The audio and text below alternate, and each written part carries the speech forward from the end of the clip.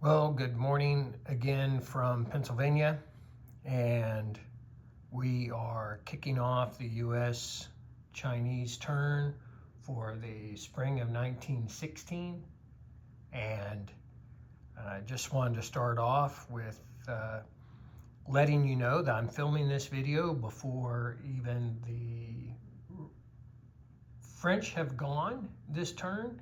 I'm doing that because I am headed to the 125th anniversary of the Black Horse Regiment, 11th Cavalry Regiment,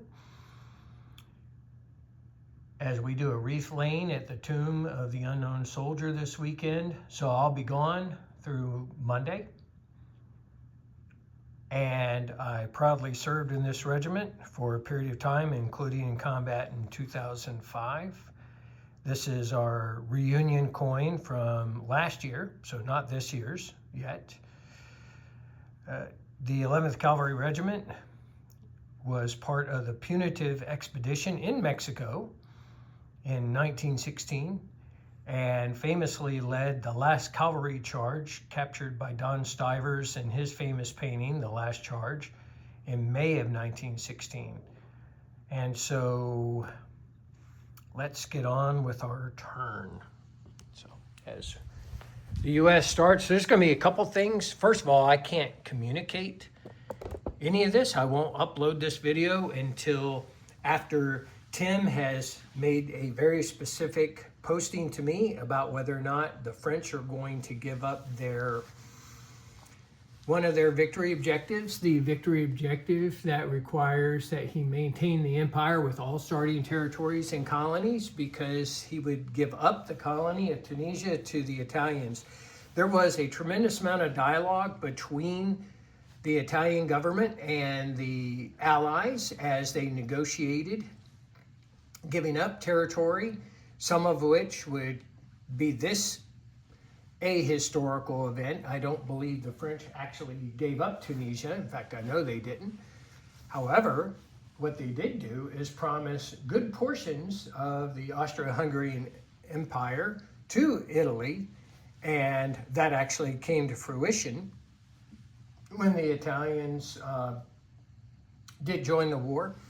It was a very embarrassing thing for the Entente, because during the Soviet Revolution and Civil War, the Soviet government published some of these secret agreements to embarrass the Allies once they captured them in the Winter Palace long after the Tsar had abdicated.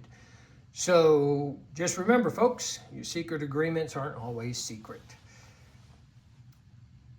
And the reason the Italians did that is they were technically part of the Central Powers, had signed the agreement with the Austrians and the Germans to be so, but they drew from the fact that they were only required to participate with the Central Powers if the Central Powers were attacked first. And given the complicated nature of the start of World War I, even though Russia mobilized first, between the ultimatum and the backing of the ultimatum by Austria on Serbia, and the backing of the ultimatum by Germany, and then Germany's attack on France, the Italians used that as the reason why they would not participate with the Central Powers. So enough of that history. As you can tell, that's an area that I enjoy a lot. Let's roll for the U.S. income increase. U.S. starts at 19. Well, that was a brilliant move. Hopefully you enjoyed that. So, a 6 again, very nice. So the U.S. goes from 19 to 25. That is a tremendous jump. There are some things about that jump that I am prepared to execute. So the first of which is I can go to war with Japan. I am not going to declare that war. That's something Brian and I talked about, obviously, making this video before the Japanese have even gone. However, I can still send Lend-Lease to nationalist China, and I otherwise, going to war with Japan right now, I'm not really postured to do so. I can still declare it later on, but by going over 21 IPP, I can roll for technology rolls. So that's what I'm prepared to do next, is roll for my technology rolls. Now I color code my technology. You can see the green, yellow, red, blue. So here are my die, all of which require a 7 or higher.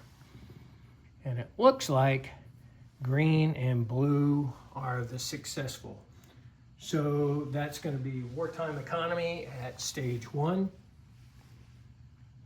And the blue is improved logistics. And improved logistics will be also at stage 1. So I've marked those. I can also conduct diplomacy. My purchases are going to be 2 diplomacy here in Central and South America, as well as I am going to conduct a lend-lease of a French artillery and a militia to China. I am starting a battle cruiser, purchasing a marine, and I am advancing you can see it here, the British cruiser 1 stage. So that is the total expenditure. So my green die is going to be for Brazil, and turquoise is going to be for Argentina. And both of those are a miss, so didn't matter.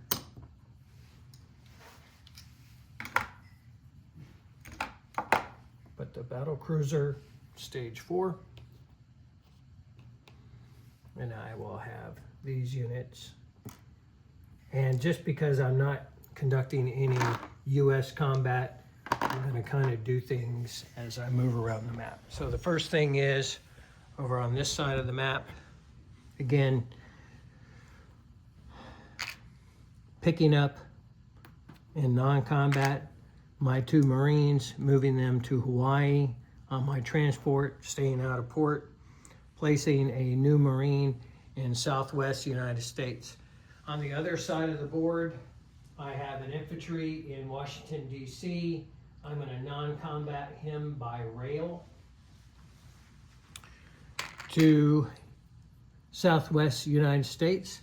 Additionally, I have a transport cruiser in TBD and a commander that are sitting in A40, where I have a major port moving 1 space, 2 spaces, 3 spaces here in off the coast of San Francisco with the commander at sea.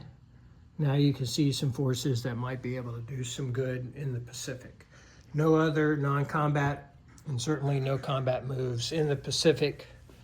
Over on this side of the board, before I complete my U.S. turn, that militia I'm going to send to China into Nanking. So Nanking receives 1 militia, and then there's probably going to be another cash and carry by my good friends, the French. But here's what I'm going to do, and everybody's just going to have to adjust to this. You see my little cash and carry and lend-lease here. So the transport for the British is obviously going to go join his fleet up here off of A21. Said I do know the British turn. I have this artillery that I am lend-leasing to the French, and I'm sending it. I don't know if this submarine here off the coast, got a German submarine. I don't know if the French are going to seek him or force him to move. So I'm just going to let Tim determine where that artillery goes. And that artillery is just going to sit here in my lend-lease pile Tim can move that artillery once he's gone through his turn. Now, for the remainder of the German turn, I have an attack. I'm going to attack Chihuahua, even though he's placed 2 more militia. I'm going to hit it with everything I got, which is 5 infantry and 2 cavalry. So ironically, that punitive expedition in 1916 that the 11th Cavalry participated in was actually against the very revolutionaries that I'm kind of winning with right now. Like I have mentioned several times, the Mexican Revolution is very complicated. So here's my attack, 5 out of 1, 2 out of 2. Here's his defense, 2 out of 4, 3 out of 2. I don't like my odds, but that is what it is. And I would like to get this wrapped up before I get involved in the big war. Or some random event gives, who knows how random event can go there. So all misses. Good thing they're not Chinese nation. They would retreat. And his defense, so he has 1 hit on a 2. I'm going to take off 1 of my infantry. And I'm going to continue that attack.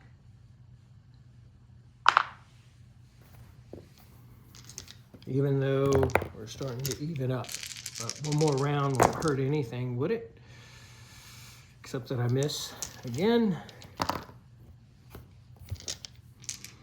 His defense, all misses. Very nice, very nice. Okay, that provokes me. Should go 1 more time with terrible results. And his return on that, devastating. 3 hits, 1, 2, 3. I will lose 3 infantry. I will lose 3 infantry. That is devastating. That's going to rock the revolution backwards. So, go over here.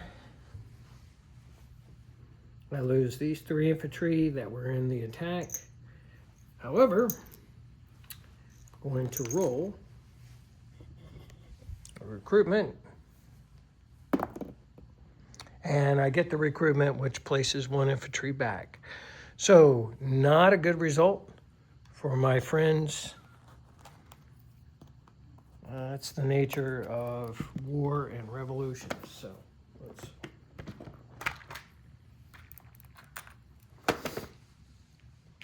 Okay.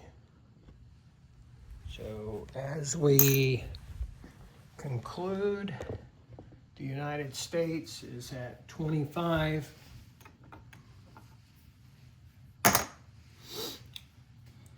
Chinese are going to purchase 1 cavalry for 4 IPP. A little different in this game than Global 36. That question's come up, but we should all know that now. So I didn't set up for this, but that's okay. Let's do cards first, because I found that the best laid plans with the Chinese sort of don't work out. So the first is the nationalist. +3 on a recruitment roll if Japan is Central Powers aligned. Well, that's good.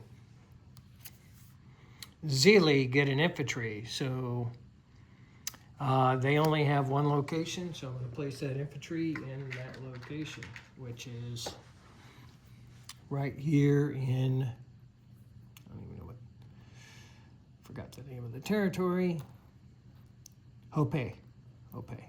So he has 3 infantry, a mountain, and a militia now. 3rd card, the Zili get an artillery. Of course, if I had planned to attack them, I don't now. Okay. Now, with that said, I have an artillery, 1, 2, 3, 4 infantry, and a cavalry. that can attack this cavalry and this infantry. I don't want to move any of the boys out of Shinsi. And you know what? Maybe I will. That might... Yeah.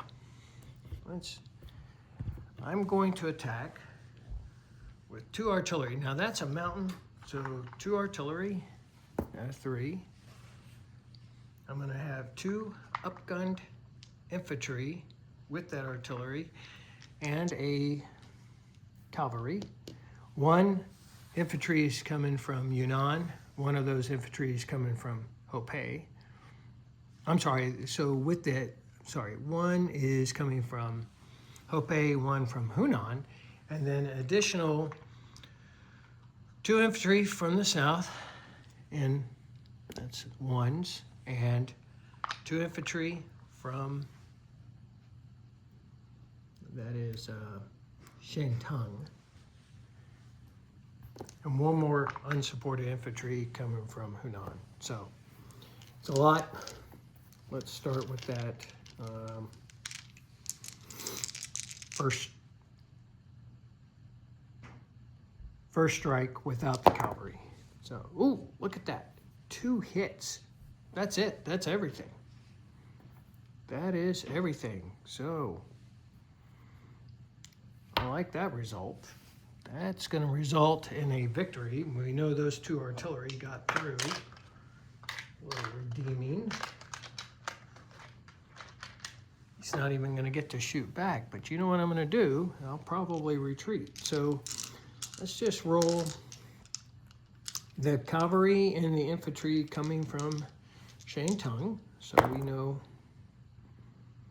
okay, the infantry is going to retreat. Look at that, the cavalry hit 2.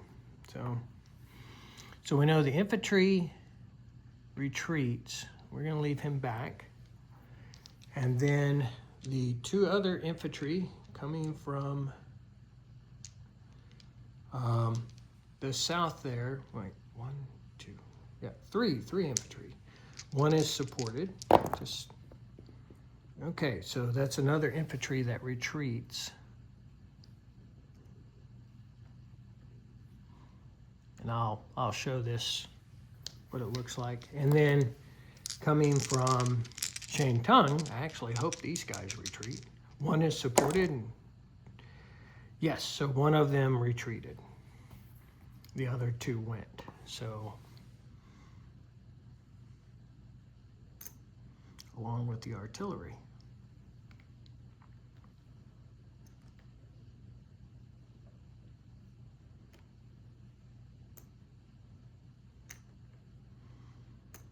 All right.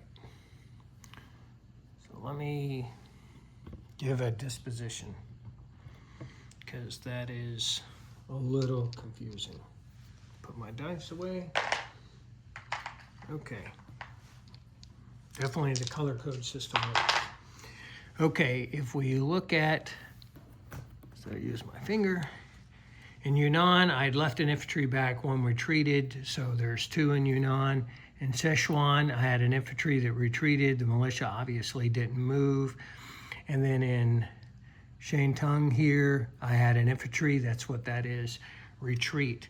I'm going to move non-combat this infantry forward. And so what I end up with here in Sichuan is 4 infantry, a cavalry, and 2 artillery. So more successful than I anticipated. I'm going to place my 1 cavalry into Hunan, and then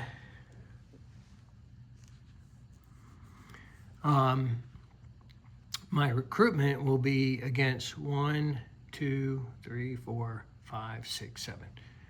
Count that again. 1, 2, 3, 4, 5, 6, 7. 7 locations. So on a 10 or less, I get this recruitment. And that's a 2, so didn't really need that one. Gives me an additional infantry that I will place in Shantung if the warlords want to attack. I'm a little more prepared for it. And then the other roll I get to make is against that warlord there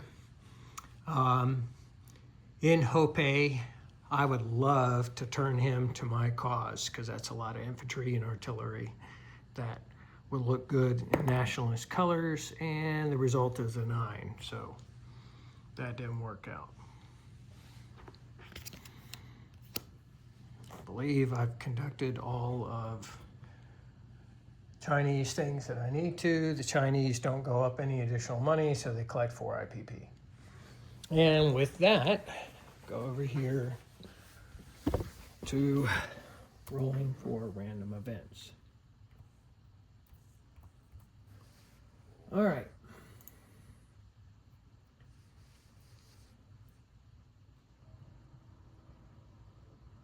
Let me see.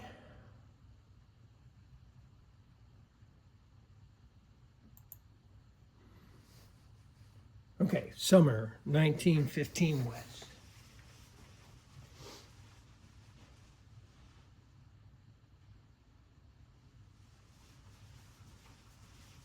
We roll random events, and then we roll the Italian entry roll. And again, I will not share this with any of my comrades by text or message or any other means. No winks, no hints, just pure potential.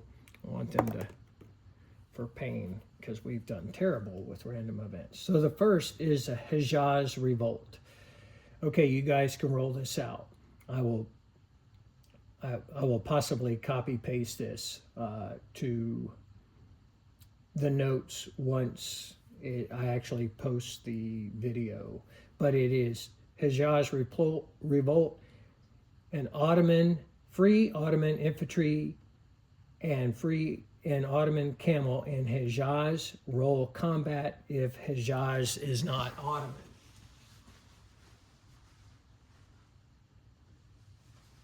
Hejaz is Ottoman, so unless somebody takes it between now and then,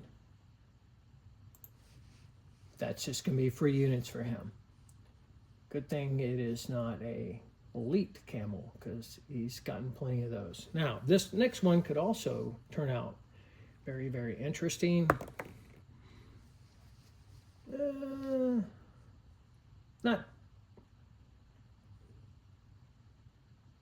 Japan and Russia are at war. So this is the Japan and Russia cooperate random event, and it says very specifically roll another random event if Japan and Russia are at war. So I'm going to do that.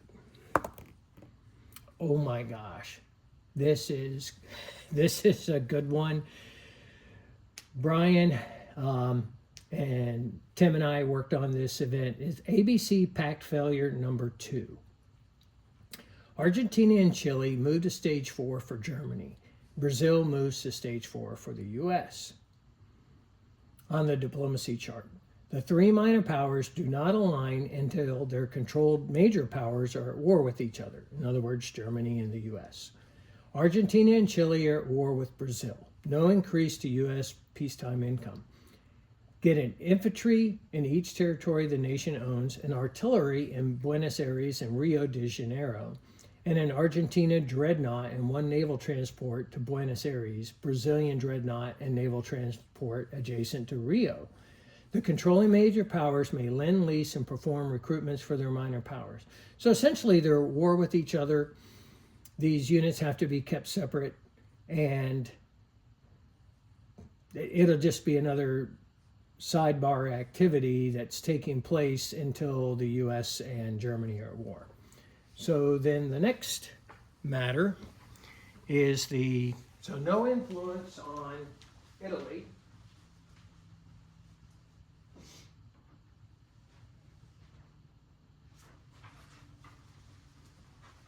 So while the modifiers may still potentially change, right now what we have for the Italian entry roll is a modifier for Warsaw being captured, which is a -1, and a -2 for 8 or more infantry next to Austria, and a -1, and a +1 with Japan going Central Powers. And if France agrees to give up a victory condition, that'll just neutralize this roll to a 0 with no modifier. However, I don't know if France is willing to do that, and that's why I can't communicate with him the outcome of this roll. What we really need is a really high roll, and it's a really low roll. That is awful, at least from my Allied perspective, but that's the way the game goes. Italy is almost 100% most likely to join the Central Powers. The only way that that could change if France gives up their victory condition and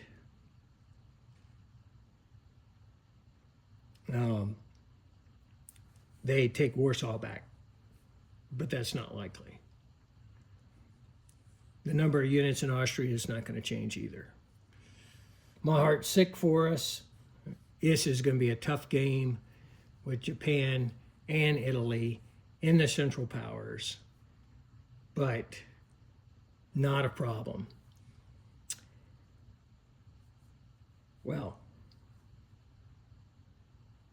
there's not much else I can say other than cry this whole weekend, but I won't, because in real life I'm going to go celebrate with veterans of the 11th Cavalry Regiment in Washington, D.C.